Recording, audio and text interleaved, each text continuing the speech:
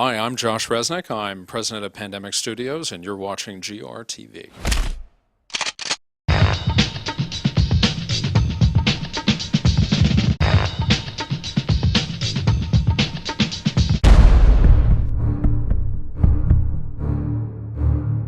So can you tell us a little bit more in detail on the sieges and how you play those?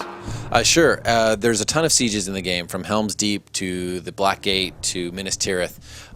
Every siege is kind of set up where the one force is kind of set up behind the walls, and the other force is set up with catapults and battering rams and ballista to try to make their way through.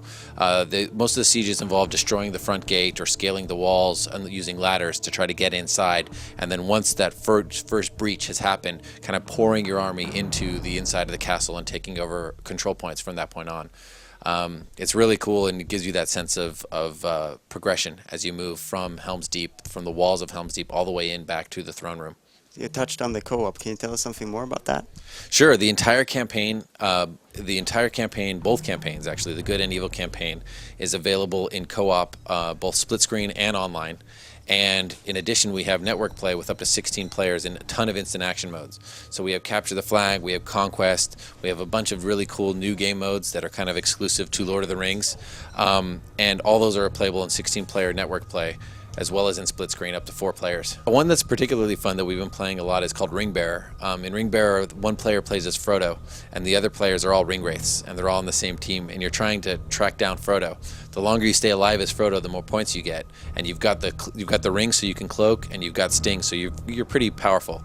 And the first ring wraith to find and defeat Frodo gets to be Frodo, and then he gets to see survive as long as he can.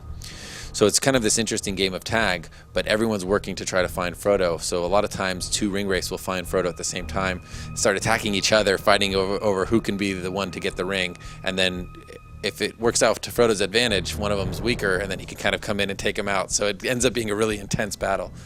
Has it been a benefit or something that a challenge that the movies are already out there, they're already made, and of course there's some stuff that you can use, but there's also like limitations to that? Yeah, it's been a benefit. One of the things we've been able to do is we've been able to make one game for all 3 movies, and there's been enough time that we haven't had to split or divide our focus between one particular movie or another. The other thing is the folks in New Line have been really great at being accommodating to us on exploring areas of the film and the story that weren't really explored in the films as much. We go into a lot more detail in places like Isengard, the Mines of Moria, Minas Morgul. Minas Morgul is this evil fortress that was just glimpsed at in the films. It's this evil fortress between Minas Tirith and Mount Doom. And in the films, it's just where the evil army launches their attack from. But in the game, we actually go into Minas Morgul. We attack it as the forces of good, and you basically get to destroy the inside of this fortress and see it for the first time. So they've been really accommodating and kind of expanding the fiction and the universe from the films. So it's been a great thing. We've heard about all these creatures that you can play as, all these heroes and all. What's your favorite one in the game? I gotta say the Balrog. I'm not gonna give away too much, but there is a moment in the game where you get to be the Balrog and you're fighting against some very flammable tree creatures, and there's a lot of hobbits around, and it's a very lush green environment and really ripe for a giant fire sword. So there's some really cool moments there of being the Balrog. You get to light everything on fire, you get to pick up guys and throw them across the battlefield.